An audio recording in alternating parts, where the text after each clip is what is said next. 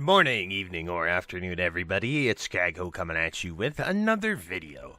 So today, I wanted to take the time to just sort of tell you guys the things I'm stockpiling and things that you could stockpile for Phase 2.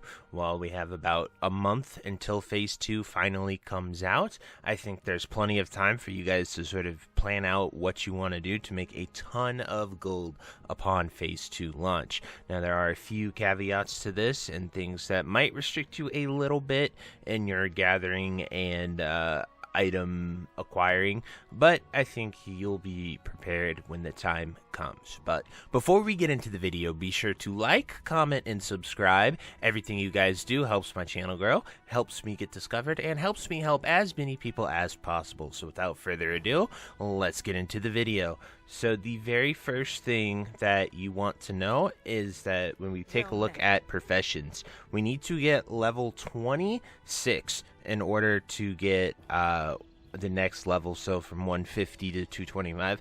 I don't know if Blizzard is going to lower this level.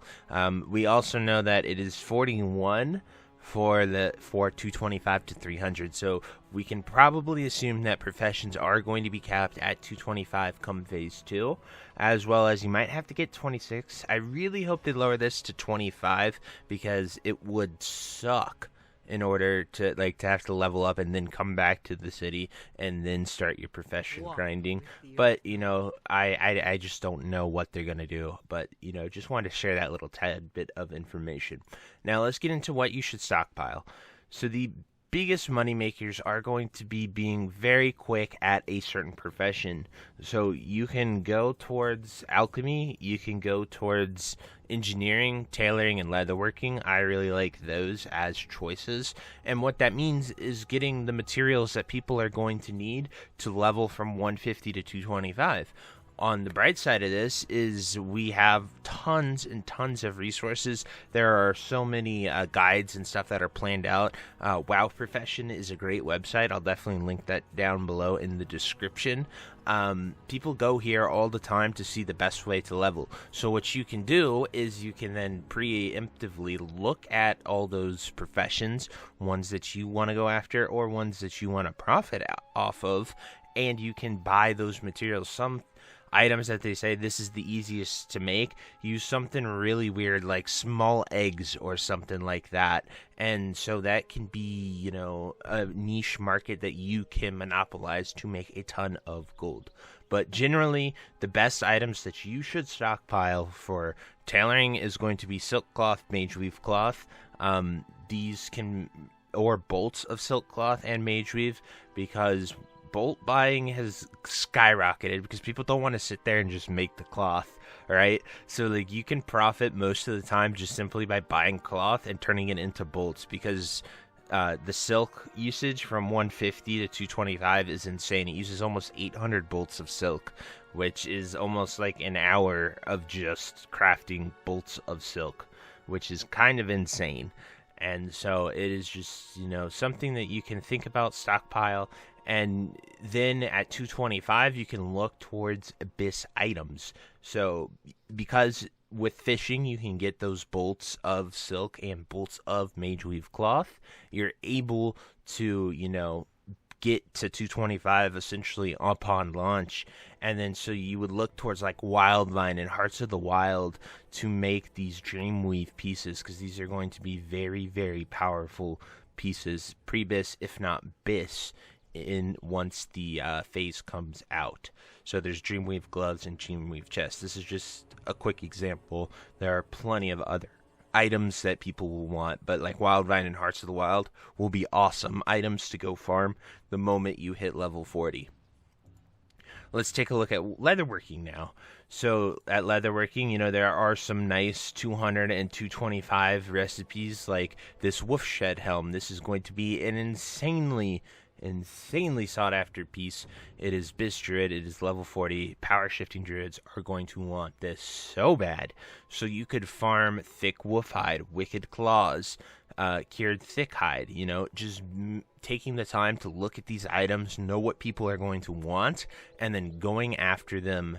Not even like the wolf shed helms themselves. You could just sit there and farm thick wolf hide, because it's a very niche place to go to farm this, and every druid is going to want this helm. It is going to be Biss, unless it's literally Biss at level 60. That's how insane this effect is. Now they could add a similar helm to this in the Nomergon loot, but it is just, you know, another example of something you can plan after and stockpile. And you're thinking, okay, maybe I want to make these helms. Well, what should you do? You should get heavy leather and thick leather, because you're going to be using these to get to the point. Now that we have a phase 2 launch date, and if you're fishing, and as I mentioned in all the fishing guides, now is the time to start stockpiling that heavy leather, to start stockpiling thick leather, to go out there and get these mats. You can't really get thick leather from killing mobs and skinning them, because you just simply don't have high enough skinning yet, but you can fish them up from those mithril bound chests that I have shared with you guys, or iron bound as well. So those are just great examples. Engineering, I chose engineering over blacksmithing because engineering has some of the best helmets and stuff that people are going to be wanting a ton of these, like this one right here. This is just 21 spell power to your head. This one's going to be insane. And, you know, it takes thick leather and star rubies, nothing too crazy, but getting to 225 engineering is going to use a ton of iron and a ton of mithril. You can't get mithril right now, but you can get a bunch of iron in the materials that go with it. So these are just, you know, super simple, easy examples. And even if you're on Alliance, even, you guys are able to get the chicken, because you'll have Gnomish engineering. I can't remember where the chicken is exactly. I think it might be a trinket. Yeah, so that you can get these Gnomish battle chicken. It's at 230. So these are going to be super popular for gnome mages and warlocks, because you can get these. So you can look at, you know, the materials that you're going to need for this. Jades are probably going to go up in price. True silver bars, mithril bars, those are going to go up in price. A gold power core. Well, let's take a look and see what it takes to make a gold power core.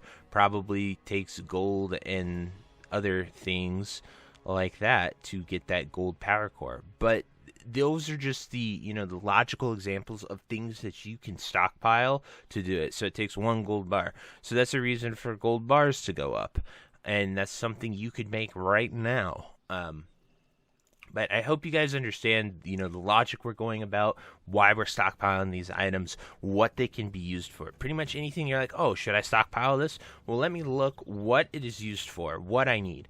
Generally, you can go after the iron ore, you can go after the silk, mage weave, you can go after the heavy leather. Those are always going to sell, and they're going to sell so much better because we have that phase 2 launch date, and people are going to go after their professions. On my mage, I have it pre-quested, and I have the tailoring ready to go. I don't have all 800 silk bolts yet, but I'm pretty close to that. And so I want to then, you know, I will pre-quest the 26 and bam, just go right after tailoring. And I'll be able to sell mage weave bags literally day one and probably make a ton of gold selling those to people.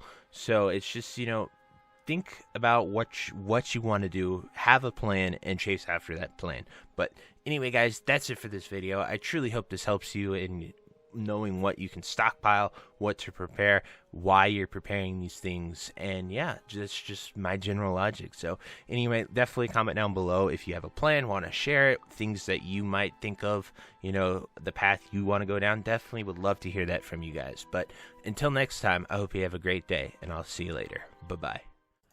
If you made it to the end of this video, thank you so much for watching. It truly means a lot to me. If you happen to find anyone that you know would also benefit from watching this video, please share it with them. It helps me out a ton and allows me to keep doing what I love every single day, and that is gaming and sort of helping people any way that I can. So finally, thank you so much, and I hope you have a fantastic day. Goodbye.